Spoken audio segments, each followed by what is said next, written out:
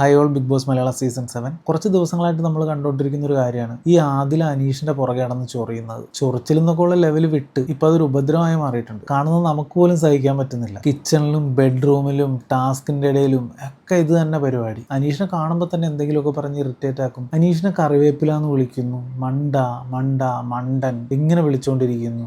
എന്തിനാണ് അനീഷിനെ ഇങ്ങനെ ബുള്ളി ചെയ്യുന്നതെന്ന് മനസ്സിലാവുന്നില്ല. തമാശക്കാണെങ്കിൽ അതിന്റെ പരിധിയൊക്കെ എന്നേ അതിക്രമിച്ചു. ഇതൊന്നും പോരാഞ്ഞിട്ട് ടാസ്കിന്റെ ഇടയിൽ അനീഷിനെ പ്രൊവോക്ക് ചെയ്യാൻ നോക്കുന്നു. അനീഷ് ജ്യൂസ് ഉണ്ടാക്കുന്ന ടേബിളിന്റെ മുകളിൽ ആദില കയറിയിരിക്കുന്നു. അതിനെപ്പറ്റി പറഞ്ഞുകൊണ്ടിരിക്കുമ്പോൾ നൂറ വന്ന് ബോട്ടിലുകൾ തട്ടിമറിച്ചിരുന്നു. അനീഷ് നൂറയുടെ മേത്തേക്ക് വെള്ളം തെറിപ്പിക്കുന്നു. അപ്പൊ ആദിലയുടെ ദേഹത്തും കുറച്ച് വെള്ളം വീഴുമ്പോൾ ആ ഒരു അവസരം മുതലാക്കിക്കൊണ്ട് ആദില അവിടെ എടുത്തു വെച്ചിരിക്കുന്ന വെള്ളം മുഴുവൻ പുറത്തേക്ക് ഒഴിച്ചു കളയുന്നു. എന്നിട്ട് രണ്ടുപേരും കൂടെ അനീഷിന്റെ മേക്ക് ഇട്ട് കയറുന്നു. അനീഷിന്റെ ആ ഒരു ടാസ്ക് കംപ്ലീറ്റ് പാളിപ്പോകാനുള്ള ഒരു കാരണം ഇവരുടെ ഈ ഒരു ഇറിറ്റേഷൻ കൂടെ ആയിരിക്കും. ഇവർക്ക് ബാക്കിയുള്ളവരുടെ ഗ്രൂപ്പുകൾ ഭയങ്കര പ്രശ്നമാണ്. പക്ഷെ ഇവരിൽ ആർക്കെങ്കിലും ഒരു പ്രശ്നം വന്നാൽ അപ്പം മറ്റേ ആൾ വരും, പിന്നെ അവിടെ കച്ചറയാക്കും. അത് ഇവർക്ക് ഗ്രൂപ്പല്ല. അതുപോലെ ഈ നൂറയ്ക്കും ആദിലയ്ക്കും ഒക്കെ പക ഒരു മെയിൻ ഐറ്റം ആണ്. അക്ബറിനോടുണ്ട് പക, അതിന് നല്ലൊരു പങ്ക് ഷാനവാസിനും ഉണ്ട്, പിന്നെ നെവിനോടുണ്ട് പക.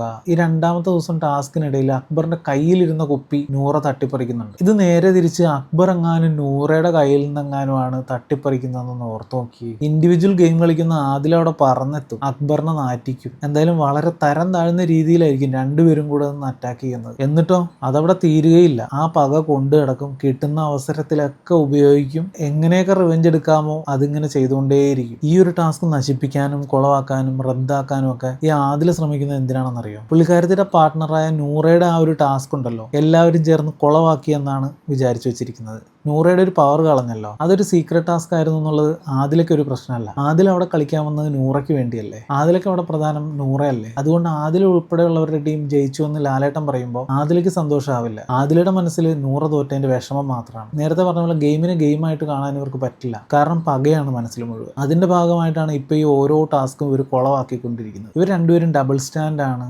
സെൽഫിഷ് ആണ്, പ്രതികാരദാഹികളാണ്, ക്രൂക്കഡ് ആയിട്ടുള്ള വ്യക്തികളാണ്. ഒരാളല്ല, രണ്ടുപേരും ഇതുപോലെ തന്നെയാണ്. ബാക്കി വിശേഷങ്ങളുമായി പിന്നീട് കാണാം. Thank you.